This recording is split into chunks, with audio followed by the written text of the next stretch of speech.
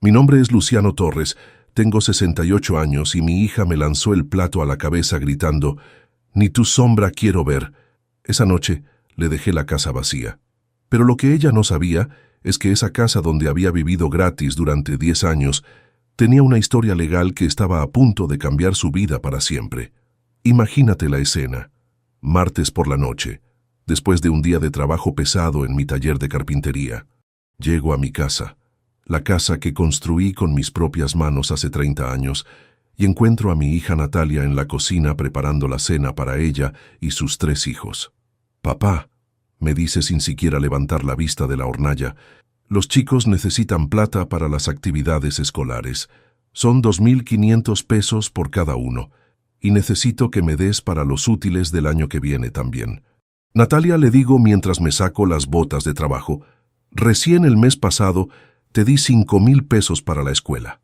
¿No alcanzó con eso?». Se dio vuelta como una fiera, y ahí empezó todo lo que cambiaría nuestras vidas para siempre. «5.000 pesos no es nada. Tenés que entender que criar 3 chicos cuesta una fortuna, y vos vivís solo sin gastos. Lo mínimo que podés hacer es ayudar a tu propia familia». Le expliqué, como había hecho cientos de veces antes, que mi jubilación de carpintero no era suficiente para mantener 2 casas, que yo también tenía gastos, que necesitaba ahorrar para mi vejez. Pero Natalia explotó como nunca antes. «Mentira, vos tenés plata guardada y te haces el pobre. Sos un miserable que no quiere ayudar a sus propios nietos». Y ahí fue cuando agarró el plato con fideos que estaba preparando para ella y me lo tiró directo a la cabeza. «Ni tu sombra quiero ver en esta casa. Estoy harta de vos, de tus excusas, de tu tacañería. Andate de acá y no vuelvas más». El plato se estrelló contra la pared. Los fideos se desparramaron por toda la cocina y mis 3 nietos se quedaron mirando la escena con terror. Esa noche, mientras limpiaba los fideos del piso y lavaba la salsa de tomate de mi camisa, tomé la decisión más importante de mi vida. Si Natalia no quería ver ni mi sombra en esa casa, iba a conseguir exactamente lo que pidió, pero de una manera que jamás imaginó. Al día siguiente, hice una llamada que cambiaría todo para siempre. Una llamada que mi hija nunca pensó que yo tendría el valor de hacer. Una llamada que le iba a enseñar que las palabras tienen consecuencias y que nunca hay que subestimar a un viejo que trabajó toda su vida. Escucha esta historia hasta el final y dime qué harías tú en mi lugar. Cuéntame también desde qué país me estás escuchando, porque lo que viene a continuación va a demostrar que la gratitud no se puede dar por sentada, especialmente cuando se trata de familia. Para que entiendas cómo llegamos a ese punto, tengo que contarte la historia desde el principio. Mi relación con Natalia no siempre fue la de un padre maltratado por una hija malagradecida. Natalia era mi única hija. La crié solo después de que su madre, mi esposa Isabel, muriera en un accidente de tránsito cuando Natalia tenía 15 años. Durante esos años difíciles, Natalia y yo nos apoyamos mutuamente. Ella me ayudaba con las tareas de la casa, yo la ayudaba con los estudios. Trabajé doble turno durante años para pagarle una carrera universitaria. Mientras otros carpinteros de mi edad se jubilaban, yo seguía aceptando trabajos extra para que Natalia pudiera estudiar administración de empresas sin preocuparse por la plata. Cuando se recibió, hice una fiesta en casa e invité a todo el barrio. Estaba tan orgulloso de mi hija, la universitaria, la primera profesional de nuestra familia. Pensé que por fin iba a tener la vida que Isabel y yo habíamos soñado para ella. Natalia consiguió trabajo en una oficina contable y durante un tiempo las cosas fueron bien. Venía a almorzar los domingos, me contaba de su trabajo, de sus planes. Cuando conoció a Esteban, su novio, también me pareció un buen muchacho. Trabajaba como vendedor de autos y parecía quererla de verdad. Se casaron cuando Natalia tenía 28 años. Una boda linda en el salón del club del barrio que yo pagué completa porque quería que mi hija tuviera el casamiento que se merecía. Gasté todos mis ahorros en esa fiesta, pero estaba feliz de hacerlo. Los problemas empezaron cuando nació Joaquín, su primer hijo. Esteban resultó ser uno de esos hombres que hablan mucho pero trabajan poco. Siempre tenía proyectos grandiosos que nunca se concretaban. Siempre estaba a punto de cerrar el negocio del siglo que nunca llegaba. Mientras tanto, Natalia trabajaba doble turno para mantener la casa y cuidar al bebé. Yo la ayudaba cuando podía, les compraba pañales, leche, medicamentos, todo lo que mi jubilación me permitía. Cuando Natalia quedó embarazada de los mellizos, Camila y Bruno, la situación se volvió insostenible. Esteban había perdido el trabajo por llegar tarde repetidas veces y no conseguía nada estable. Natalia no podía trabajar porque tenía 3 chicos. Un día vino a casa llorando. «Papá», me dijo, «nos van a desalojar del departamento. No podemos pagar más el alquiler. No sabemos qué hacer. ¿Podemos quedarnos acá unos meses hasta que Esteban consiga trabajo?» Por supuesto que dije que sí. Era mi hija, eran mis nietos. Esta casa siempre iba a ser su refugio cuando lo necesitara. Pensé que sería temporal, que en unos meses iban a poder independizarse otra vez. Pero los meses se convirtieron en años. Esteban conseguía trabajitos esporádicos que duraban pocas semanas. Siempre había una excusa, que si el jefe era un explotador, que si los compañeros le tenían envidia, que si las condiciones eran inhumanas. Mientras tanto, yo seguía trabajando en mi taller para mantener a toda la familia. Compraba la comida, pagaba las cuentas de luz y gas, les daba plata para los gastos de los chicos. Mi jubilación se iba completa en mantener a 5 personas. Natalia, en lugar de agradecerme, empezó a comportarse como si fuera la dueña de la casa. Reorganizó los muebles sin preguntarme. Cambió la distribución de los cuartos. Invitaba a sus amigas sin avisarme. Poco a poco, yo me convertí en un huésped incómodo en mi propia casa. Hace 5 años, cuando cumplí 63, decidí jubilarme oficialmente. Ya no podía con el trabajo pesado de la carpintería. Mi espalda me mataba y mis manos ya no tenían la misma firmeza. Pero Natalia recibió la noticia como si fuera una traición personal. «¿Cómo te vas a jubilar ahora que más te necesitamos?», me dijo. «Los chicos están creciendo, cada vez gastan más. Esteban está por conseguir un trabajo fijo, pero hasta que eso pase, necesitamos que vos sigas trabajando». Le expliqué que mi cuerpo ya no daba para más, que la jubilación me iba a permitir descansar y disfrutar un poco después de 45 años de trabajo. Pero para Natalia, mi jubilación era un problema que afectaba sus finanzas. Durante los últimos 5 años, cada vez que Natalia necesitaba plata para algo, venía a pedírmela como si fuera un derecho. No me preguntaba si yo podía, no me preguntaba si necesitaba la plata para otra cosa. Simplemente me informaba cuánto necesitaba y esperaba que se la diera. Cuando Joaquín empezó el secundario, necesitaba uniforme nuevo, libros, cuota del colegio. Cuando los mellizos empezaron primer grado, necesitaban guardapolvos, útiles, zapatillas. Cada gasto de los chicos se convertía automáticamente en mi responsabilidad. Y si alguna vez yo dudaba, si trataba de explicar que mi jubilación no alcanzaba para tanto, Natalia me hacía sentir culpable. «Papá, son tus nietos. ¿No querés que tengan lo mejor? ¿No te importa su educación?» Por supuesto que me importaba. Adoraba a mis nietos. Joaquín, de 15 años, que había heredado mi habilidad para trabajar con las manos. Camila, de 12 años, que me recordaba a Natalia cuando era chica. Bruno, también de 12 años, que tenía la sonrisa de su abuela Isabel. Pero empecé a darme cuenta de que para Natalia yo no era su padre, era su fuente de financiamiento. No le importaba si yo estaba bien, si tenía problemas de salud, si necesitaba algo. Solo le importaba si tenía plata para darle. El año pasado me diagnosticaron diabetes. Necesitaba medicación cara, cambios en la dieta, controles médicos regulares. Cuando le conté a Natalia, su primera reacción no fue preocuparse por mi salud, sino calcular cuánto iba a costar el tratamiento. «Papá», me dijo, «esperemos que el tratamiento no sea muy caro porque este mes necesito plata para las vacaciones de los chicos». Era increíble. Su padre le contaba que tenía una enfermedad crónica y ella se preocupaba por cómo eso iba a afectar su presupuesto familiar. Hace 6 meses, Esteban se fue de casa. Después de 15 años de ser mantenido por mi jubilación, decidió que quería encontrarse a sí mismo y se fue a vivir con una compañera de trabajo 20 años menor.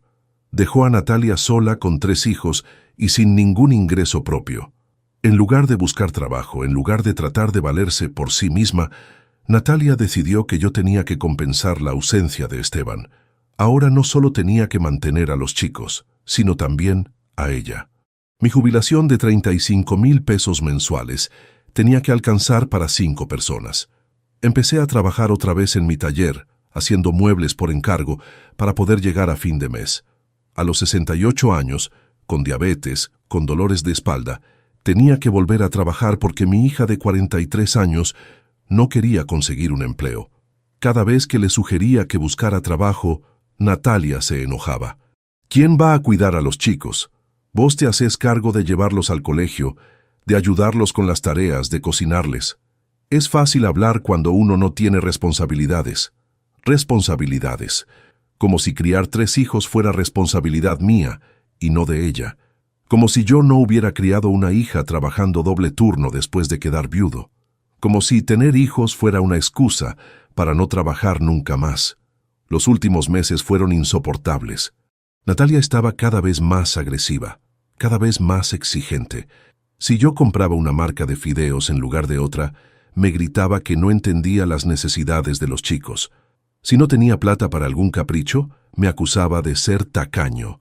Y llegamos al martes de la semana pasada cuando todo explotó. Natalia me pidió 7,500 pesos para actividades escolares y útiles. Yo le expliqué que no tenía esa plata disponible, que necesitaba guardar para mi medicación de la diabetes. Su reacción fue desproporcionada. Me gritó que era un viejo egoísta, que no me importaban mis nietos, que ella se mataba cuidando a los chicos mientras yo vivía como un rey. Y después vino el plato volando y el grito que cambió todo. Ni tu sombra quiero ver en esta casa. Esa noche, mientras limpiaba los fideos del piso, recordé algo que había olvidado durante años de maltrato. Recordé que esa casa era mía, que yo había pagado cada ladrillo, cada ventana, cada baldosa, que el título de propiedad estaba a mi nombre y que nadie, ni siquiera mi hija, tenía derecho a echarme de mi propia casa. Pero también recordé algo más importante. Recordé una conversación que había tenido con mi abogado, el doctor Ruiz, 3 años atrás, cuando Natalia empezó a comportarse como dueña de casa. El doctor Ruiz me había sugerido hacer un contrato de comodato, un documento legal que estableciera claramente que Natalia y su familia podían vivir en mi casa gratuitamente, pero que yo seguía siendo el propietario y que podía revocar el permiso cuando quisiera. En ese momento no le di importancia. Pensé que nunca iba a necesitar un papel para demostrar que era el dueño de mi propia casa, pero ahora entendía que el doctor Ruiz había tenido razón. Sin un contrato claro, Natalia se había apropiado de mi casa sin mi autorización legal. Al día siguiente, miércoles por la mañana, fui directo al estudio del doctor Ruiz. «Doctor», le dije, «¿se acuerda de lo que me había sugerido sobre el contrato de comodato? Bueno, creo que llegó el momento de aplicarlo». El doctor Ruiz me explicó la situación legal. Como no había contrato de comodato, técnicamente Natalia y su familia eran ocupantes de hecho de mi propiedad. Yo tenía derecho a pedirles que se fueran, pero tenía que seguir un procedimiento legal específico. «Don Luciano», me dijo, «usted tiene que darles un preaviso de 30 días para que desalojen voluntariamente. Si no se van en ese plazo, podemos iniciar un juicio de desalojo que va a terminar con una orden judicial. 30 días. Un mes para que Natalia entendiera que las consecuencias de sus actos habían llegado. Un mes para que se diera cuenta de que había cometido el error más grande de su vida cuando me dijo que no quería ver ni mi sombra». Pero antes de firmar los papeles, el doctor Ruiz me hizo una pregunta que me hizo reflexionar. «Don Luciano, ¿está seguro de que quiere hacer esto? Es su hija. Son sus nietos. Una vez que inicie este proceso, las cosas van a cambiar para siempre entre ustedes». «Doctor», le respondí, «durante 10 años traté de ser un buen padre y un buen abuelo. Trabajé hasta los 68 años para mantener a gente que no me agradece, que me trata como un empleado en mi propia casa. Mi hija me tiró un plato en la cara y me dijo que no quería verme. Creo que ya no tengo nada que perder. Firmé todos los papeles. Esa misma tarde, un escribano fue a mi casa para entregar la notificación formal de desalojo. Natalia recibió el papel con una cara de confusión, que después se transformó en terror cuando entendió lo que estaba leyendo. «¿Qué es esto, papá?», me preguntó cuando llegué del taller. Es exactamente lo que dice Natalia. Tenés 30 días para buscar otro lugar donde vivir. Esta es mi casa y ya no son bienvenidos acá. Estás loco. No podés echarnos. Somos tu familia. Vivimos acá hace 10 años. Vivieron acá 10 años porque yo se los permití. Pero ayer me dejaste muy claro que no querías ver ni mi sombra. Bueno, no la vas a ver más, ni a mí ni a mi casa. Papá, fue un momento de enojo. No hablaba en serio. No podés destruir a tu familia por una discusión. Natalia, le dije, durante 10 años tuve miles de oportunidades de ver cómo me trataban realmente. Ayer solo confirmé lo que ya sabía, que para ustedes soy un cajero automático, no un padre. Esa noche Natalia lloró, me pidió perdón, me prometió que todo iba a cambiar, pero eran las mismas promesas de siempre. Las mismas disculpas que me daba cada vez que se pasaba de la raya y después volvía a comportarse igual. Los siguientes días fueron un infierno. Natalia alternaba entre suplicarme que retirara el desalojo y amenazarme con cortar para siempre mi relación con los nietos. Los chicos me miraban con cara de confusión, sin entender por qué de repente su abuelo los quería echar de casa. Joaquín, mi nieto mayor, fue el que más me dolió. «Abuelo», me dijo una noche, «¿es verdad que nos vas a echar de casa? No entiendo por qué estás enojado con nosotros. Nosotros no hicimos nada malo». «Joaquín», le expliqué, «no estoy enojado con ustedes. Ustedes son mis nietos y los voy a querer siempre. Pero su mamá y yo tenemos problemas que no se pueden arreglar viviendo en la misma casa. Pero abuelo, ¿a dónde vamos a ir? Mamá dice que no tenemos plata para alquilar. Ese, mi nieto, es un problema que su mamá va a tener que resolver. Durante 10 años yo los mantuve. Ahora le toca a ella buscar la manera de mantenerlos. Era duro hablarle así a un chico de 15 años, pero también era importante que entendiera la realidad. Su madre era una mujer adulta, universitaria, que había elegido no trabajar durante años. Era hora de que enfrentara las consecuencias de esa decisión. A los 15 días del plazo, Natalia vino con una propuesta. «Papá», me dijo, «hablé con una asistente social. Ella me explicó que vos no podés echarnos así nomás porque tenés nietos menores, que hay leyes que nos protegen». «Es posible, Natalia», le respondí, «pero también hay leyes que me protegen a mí como propietario de esta casa, y hay leyes que dicen que los padres tienen obligación de mantener a sus hijos, no los abuelos». Me amenazó con ir a un abogado, con denunciarme por abandono de persona, con hacer un escándalo mediático. Todas las estrategias típicas de alguien que sabe que no tiene razón, pero no quiere aceptar las consecuencias de sus actos. Pero yo ya había consultado con el doctor Ruiz sobre todas esas posibilidades. El abandono de persona no aplicaba porque Natalia era una adulta capaz de trabajar. Los derechos de los niños no incluían el derecho a vivir gratis en la casa del abuelo si la madre podía mantenerlos de otra manera. A los 25 días, cuando quedaban solo 5 días del plazo, Natalia finalmente aceptó la realidad. Había conseguido un pequeño departamento de 2 ambientes a 15 cuadras de casa. También había empezado a trabajar medio tiempo en una oficina contable, su primer empleo en 10 años. El último día del plazo, un camión de mudanza llegó a buscar las cosas de Natalia. Era extraño ver cómo sacaban de mi casa los muebles que habían estado ahí durante 10 años, la ropa de mis nietos, los juguetes que yo les había comprado. Los chicos estaban tristes, confundidos. No entendían por qué tenían que irse de la casa donde habían crecido. Camila me abrazó llorando y me dijo, «Abuelo, ¿ya no nos querés más? Por supuesto que los quiero, mi amor. Siempre van a ser mis nietos. Pero a veces, los grandes tienen que tomar decisiones difíciles». Natalia, en cambio, ni me dirigió la palabra. Se fue de casa como había vivido los últimos años, sin agradecer, sin reconocer todo lo que yo había hecho por ella y sus hijos, sin aceptar responsabilidad por la situación que ella misma había creado. Esa noche me quedé solo en mi casa por primera vez en 10 años. Era un silencio extraño. Después de tanto tiempo de gritos, televisión a todo volumen, ruido de chicos corriendo. Pero no era un silencio triste, era un silencio de paz. Caminé por todas las habitaciones, recordando cómo había sido mi casa antes de que Natalia se instalara. Recordé las noches tranquilas leyendo el diario en mi sillón favorito. Recordé los fines de semana trabajando en mi taller sin que nadie me pidiera plata. Recordé lo que era vivir sin estrés constante. Los primeros días fueron de adaptación. Tenía que acostumbrarme a cocinar para uno solo, a hacer las compras pensando solo en mis necesidades, a manejar mi dinero sin tener que calcular cuánto iba a pedir Natalia. Pero de a poco me di cuenta de algo increíble. Con mi jubilación de 35,000 pesos podía vivir perfectamente. Podía comprar mi medicación para la diabetes sin problemas. Podía permitirme algunos gustos que hacía años no me daba. Podía ahorrar para emergencias. Durante 10 años había creído que era pobre, que mi jubilación no alcanzaba para nada, pero la realidad era que mantener 5 personas con un solo ingreso era imposible. Mantener una persona con ese mismo ingreso era perfectamente viable.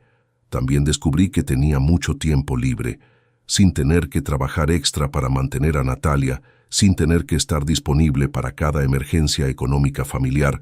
Podía dedicarme a cosas que me gustaban.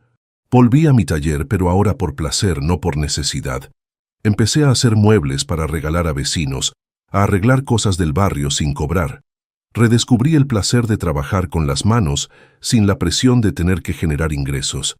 También retomé contacto con viejos amigos que había perdido durante los años en que mi vida giraba solo alrededor de los problemas de Natalia. Amigos del trabajo, vecinos, conocidos del club del barrio. Gente que me invitaba a almorzar, a jugar cartas, a ver fútbol. Pero lo más importante fue que recuperé mi dignidad. Durante 10 años me había acostumbrado a ser tratado como un empleado en mi propia casa, como alguien cuya única función era proveer dinero. Ahora volvía a ser Luciano Torres, no el cajero automático de la familia. Natalia me llamó por teléfono 2 semanas después de mudarse. «Papá», me dijo, «los chicos te extrañan mucho. Joaquín pregunta si puede venir a visitarte. Camila quiere que la ayudes con un trabajo del colegio como hacías antes». «Por supuesto que pueden venir», le dije. «Esta casa siempre va a estar abierta para mis nietos, pero con condiciones claras. Las visitas se coordinan previamente, se respetan mis horarios, y vos no entras a mi casa hasta que aprendas a tratarme con respeto». «¿Hasta cuándo vas a estar enojado conmigo?», me preguntó. «No estoy enojado, Natalia. Estoy cansado. Cansado de ser maltratado. Cansado de ser dado por sentado. Cansado de que me traten como si fuera una obligación molesta». Los nietos empezaron a visitarme los sábados por la tarde. Al principio era raro tener que pedirle permiso a Natalia para ver a mis propios nietos, pero poco a poco establecimos una rutina que funcionaba para todos. Joaquín me contaba cómo era vivir en el departamento nuevo, más chico, pero más ordenado. Camila me mostraba los deberes del colegio y yo la ayudaba como siempre había hecho.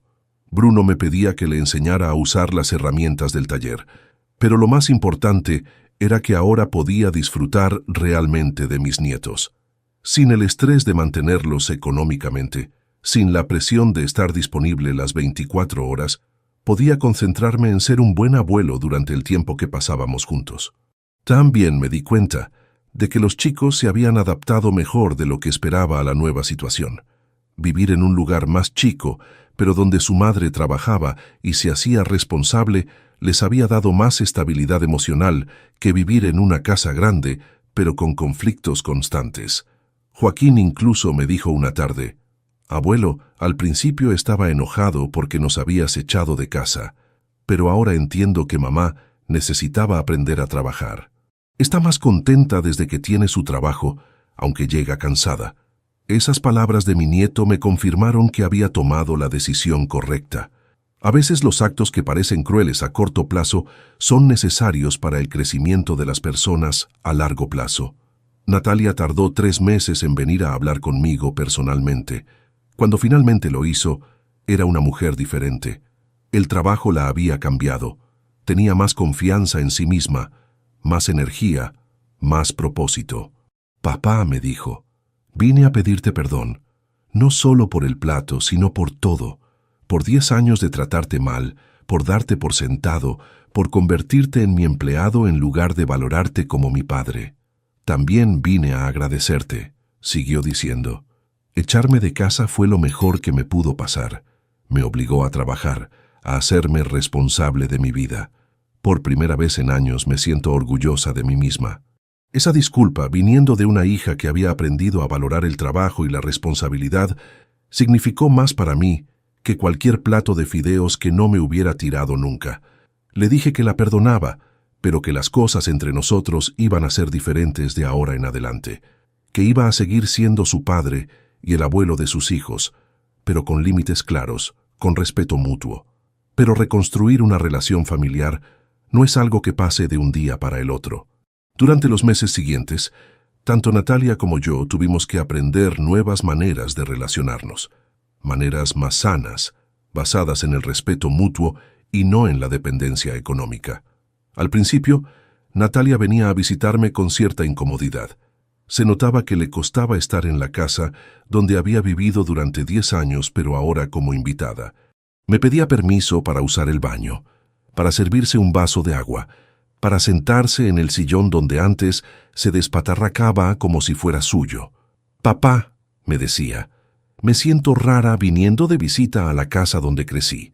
Esta cocina siempre fue mi lugar, este comedor donde desayunaba antes de ir al colegio. Ahora me siento como una extraña». «Es normal que te sientas así», le respondía. «Durante 10 años viviste acá como si fuera tu casa, pero nunca fue tu casa, Natalia. Era mi casa donde vos vivías. Ahora que entendés la diferencia, podemos construir una relación nueva». Los primeros meses fueron tensos. Natalia tenía que trabajar 8 horas diarias, algo a lo que no estaba acostumbrada después de tantos años de no trabajar. Llegaba a casa cansada, tenía que ocuparse de la cena, ayudar a los chicos con las tareas, hacer la limpieza del departamento. Varias veces me llamó quejándose de lo dura que era su nueva vida. «Papá», me decía, «no doy más. Trabajo todo el día, llego a casa y tengo que cocinar, lavar, planchar. Los chicos me reclaman que antes tenía más tiempo para ellos». «¿Y qué esperabas, Natalia?», le preguntaba. «¿Que ibas a poder vivir toda la vida sin trabajar, mantenida por tu padre? Bienvenida al mundo real, donde los adultos trabajan para mantener a sus familias». Esas conversaciones eran duras, pero necesarias. Natalia estaba descubriendo lo que significa ser verdaderamente independiente, y no era fácil para alguien que había dependido de otros durante tanto tiempo.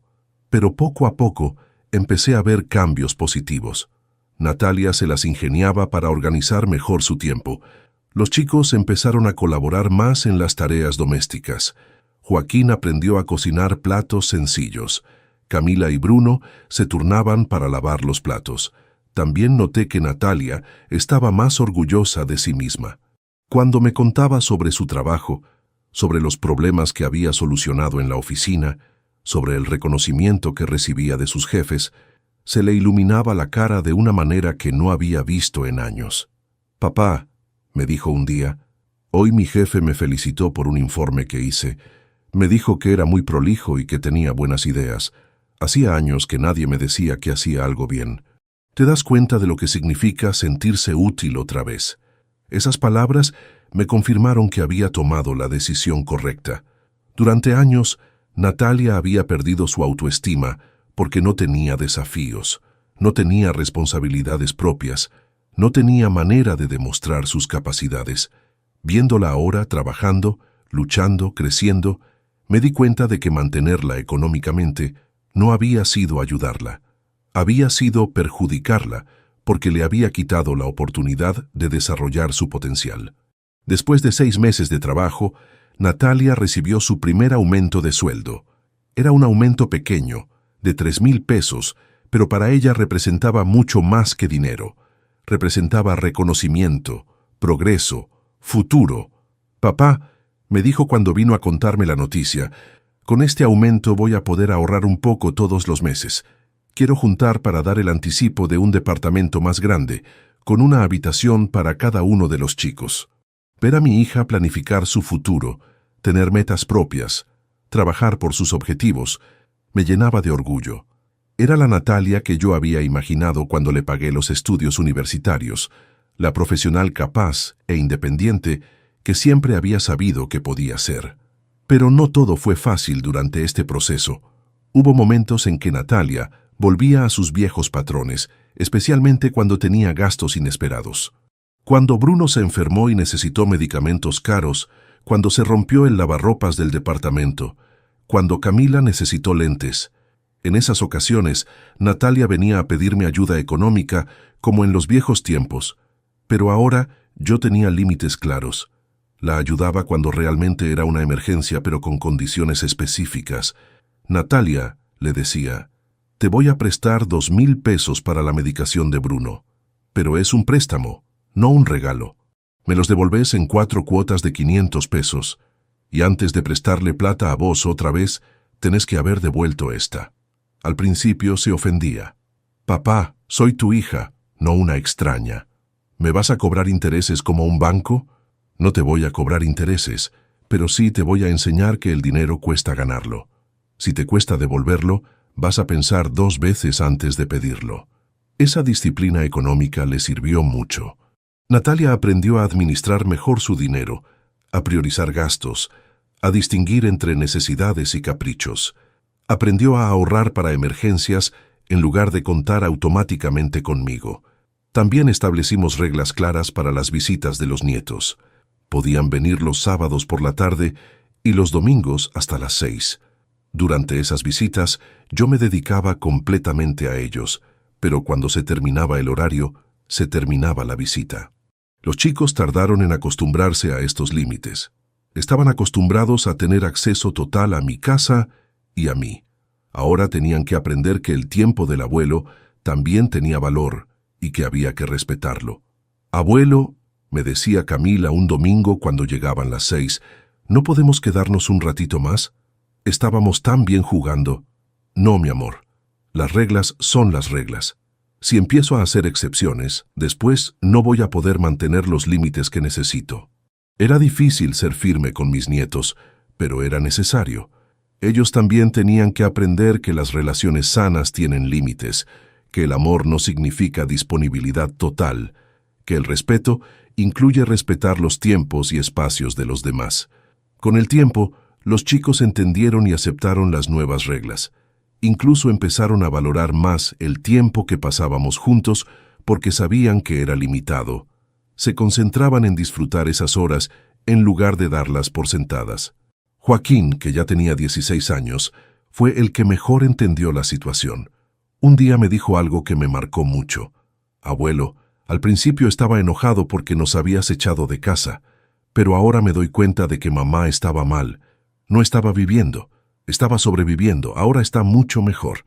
Ese nivel de madurez en un adolescente me sorprendió. Joaquín había visto cómo su madre había cambiado. Había entendido que a veces las decisiones difíciles son necesarias para el crecimiento personal. También me contó algo que no sabía. Abuelo, me dijo, mamá llora a veces cuando piensa que no la vemos, pero no llora de tristeza, llora de alivio. Dice que por primera vez en años se siente orgullosa de sí misma. Esas lágrimas de alivio de Natalia me confirmaron algo que había intuido. Durante todos esos años de dependencia económica, ella también había sufrido. Había perdido su identidad, su autoestima, su propósito. Mantenerla había sido perjudicial para ella tanto como para mí. El primer aniversario del Día del Plato, como empezamos a llamarlo en familia, lo celebramos de una manera especial. Natalia vino con los chicos a almorzar a casa, pero esta vez ella trajo la comida. Había cocinado en su departamento y había traído todo en recipientes. Papá, me dijo mientras ponía la mesa, este año hago yo el almuerzo del aniversario. Quiero agradecerte por haber tenido el coraje de echarme de casa. Fue lo mejor que me pudo pasar. Durante ese almuerzo, hablamos abiertamente sobre todo lo que había pasado durante el año. Los miedos, las dificultades, los aprendizajes, los cambios. Los chicos también participaron de la conversación, contando cómo habían vivido ellos la transición. Bruno, el más chico, dijo algo que me emocionó. Abuelo, antes pensaba que eras malo porque nos habías echado, pero ahora entiendo que a veces hay que ser un poquito malo para ayudar a las personas a ser mejores. Esa sabiduría de un chico de 13 años me recordó por qué había tomado la decisión que tomé. No había sido crueldad, había sido amor firme. Amor que pone límites, que enseña consecuencias, que ayuda a crecer aunque duela. También ese día, Natalia me hizo una propuesta que me sorprendió. «Papá», me dijo, «¿te gustaría que almorcemos juntos todos los domingos? Pero esta vez como familia de verdad, no como mantenido y mantenedores». Acepté su propuesta. Desde entonces, todos los domingos almorzamos juntos. A veces cocino yo, a veces cocina ella, a veces pedimos comida. Pero siempre como iguales, como adultos que se respetan, como familia que se elige mutuamente. Durante estos almuerzos familiares, he visto crecer a mis nietos de una manera diferente, sin la tensión económica constante, sin los conflictos por dinero. Nuestras conversaciones son más relajadas, más genuinas. Joaquín me cuenta de sus planes de estudiar ingeniería, de sus primeros trabajos de fin de semana, de su novia nueva. Camila me muestra sus dibujos. Me pide consejos sobre amigas del colegio. Me enseña canciones que aprendió en guitarra. Bruno me ayuda en el taller. Me pregunta sobre herramientas. Sueña con ser carpintero como su abuelo. Pero sobre todo, he visto cambiar a Natalia. La mujer que me tiró un plato hace 1 año y medio era una persona frustrada, dependiente, sin rumbo. La mujer que viene a almorzar todos los domingos es una profesional segura de sí misma, una madre que puede mantener a sus hijos, una hija que valora a su padre. El mes pasado, Natalia consiguió una promoción en el trabajo. La nombraron supervisora de su área, con un aumento significativo de sueldo y la posibilidad de seguir creciendo en la empresa. Cuando vino a contarme la noticia, estaba radiante de felicidad.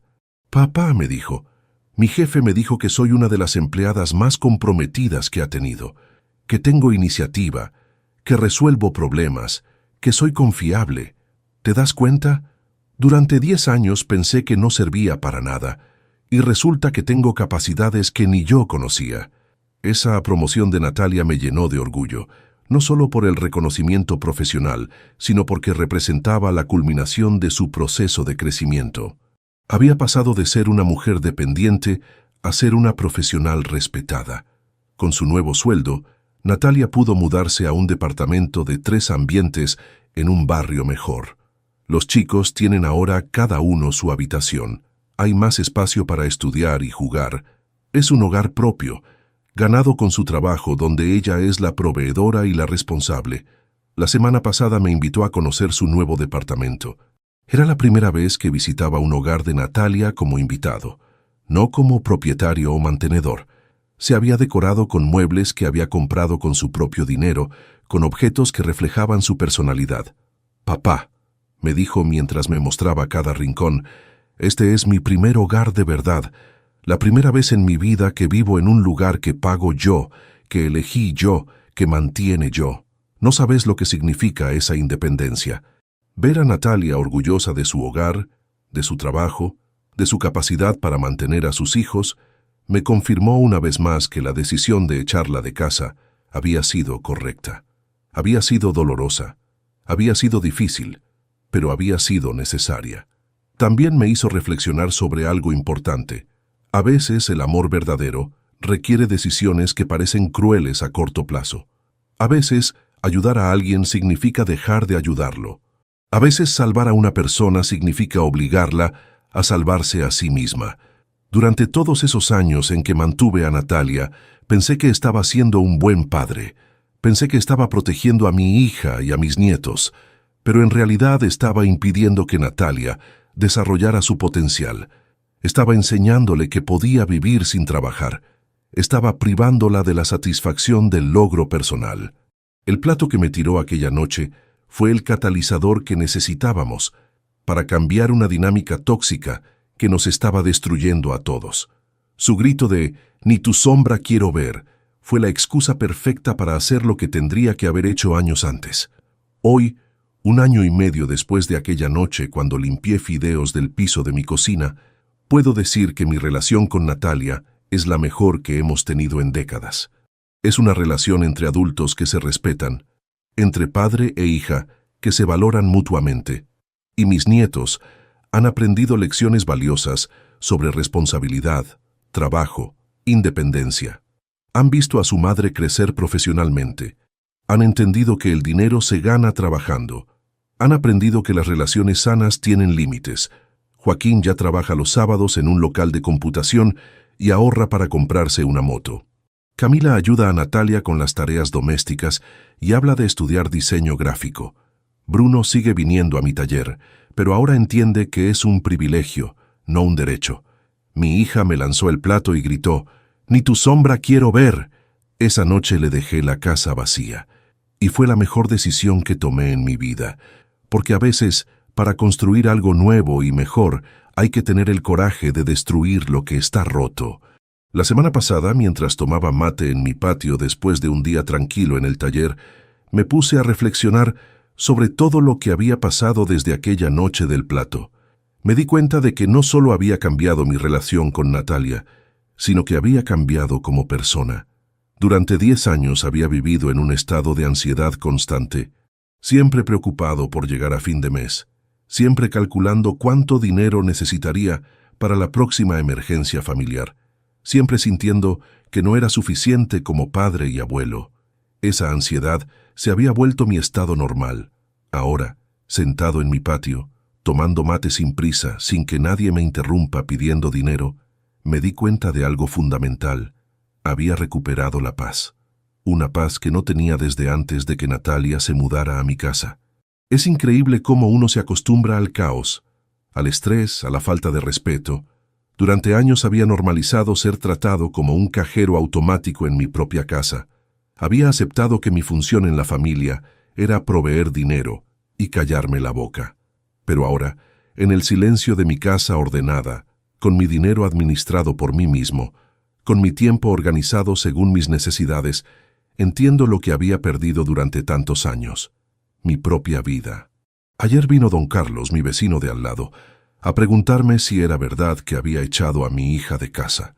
Don Carlos es un hombre de mi edad que ha pasado por situaciones similares con sus propios hijos adultos. Luciano, me dijo mientras tomábamos mate en mi patio, en el barrio se comenta que vos fuiste muy duro con Natalia, que la echaste de casa por una pelea tonta. Mucha gente piensa que un padre no debería hacer eso nunca. Le conté toda la historia a don Carlos, desde el principio hasta el final. Le expliqué los 10 años de abuso, las faltas de respeto, el plato que me tiraron, la decisión de poner límites. Cuando terminé de hablar, don Carlos se quedó callado durante un rato largo. Luciano, me dijo finalmente, yo tengo un hijo de 40 años que vive conmigo desde que se separó. No trabaja, no ayuda en la casa, me trata como si fuera su empleado. Cada vez que le sugiero que busque trabajo, me dice que soy un padre desnaturalizado. Tu historia me está haciendo pensar. Esa conversación con don Carlos me hizo dar cuenta de algo importante. Mi situación no era única. Hay muchos padres mayores que están pasando por lo mismo, que están siendo abusados económica y emocionalmente por hijos adultos que no quieren asumir responsabilidades. Don Carlos, le dije, durante años pensé que era normal sacrificarme por mi familia. Pensé que ser buen padre significaba darlo todo sin esperar nada a cambio, pero me di cuenta de que estaba confundiendo amor con sometimiento. Hace 2 días recibí una llamada que me sorprendió mucho. Era mi primo Héctor, que vive en otra provincia y con quien no hablaba desde hace años. Había sabido de mi situación a través de familiares en común y quería felicitarme por la decisión que había tomado. «Luciano», me dijo Héctor por teléfono, «cuando me contaron que habías echado a Natalia de casa, al principio pensé que te habías vuelto loco, pero después me explicaron toda la historia y me di cuenta de que hiciste exactamente lo que yo tendría que haber hecho con mis hijos hace años». Héctor me contó que él también había mantenido a hijos adultos durante años, que había sacrificado su jubilación y su tranquilidad por familia que no lo valoraba. Pero a diferencia de mí, él nunca había tenido el coraje de poner límites. Ahora tengo 75 años, me dijo, y sigo manteniendo a un hijo de 50 que nunca trabajó en serio. Mi jubilación se va completa en mantenerlo a él y a sus hijos. No tengo plata para mis medicamentos, pero él siempre tiene para sus vicios. La historia de Héctor me confirmó que había tomado la decisión correcta en el momento correcto. Si hubiera esperado más años, Si hubiera seguido tolerando el abuso, habría terminado como él. Un viejo sin recursos, sin dignidad, manteniendo a gente que no lo respeta. Primo, le dije a Héctor, nunca es demasiado tarde para poner límites. Vos también podés echar a tu hijo de casa. También podés recuperar tu vida, tu plata, tu tranquilidad. Solo necesitas el coraje para dar el primer paso. No sé si Héctor va a seguir mi consejo, pero al menos ahora sabe que es posible cambiar una situación que parecía sin salida. Sabe que hay padres que han puesto límites y que han salido ganando. Esta mañana, mientras desayunaba tranquilo en mi cocina, pensé en todos los cambios positivos que había traído mi decisión. No solo para mí, sino para toda la familia. Natalia había crecido profesionalmente. Los chicos habían aprendido sobre responsabilidad. Yo había recuperado mi dignidad. Pero sobre todo, habíamos aprendido a valorarnos mutuamente. Ahora, cuando Natalia viene de visita, es porque quiere estar conmigo, no porque necesita algo de mí. Cuando los chicos vienen a pasar la tarde, es porque disfrutan de mi compañía, no porque están aburridos en su casa. Esa diferencia es fundamental. Durante años mi familia me visitaba por obligación o por interés. Ahora me visitan por elección. Y esa elección libre hace que cada encuentro sea genuino, cada conversación sea auténtica, cada momento juntos sea valorado. Y vos, que me escuchaste hasta acá, quiero que sepas algo importante. Si alguna vez tu familia te trata como si fueras invisible, como si tu única función fuera dar dinero, como si no merecieras respeto, tenés derecho a poner límites, tenés derecho a defenderte, aunque sea doloroso. La familia que te quiere de verdad va a entender esos límites. La familia que solo te usa se va a enojar cuando los pongas. Esa reacción te va a decir todo lo que necesitas saber sobre quién realmente te valora.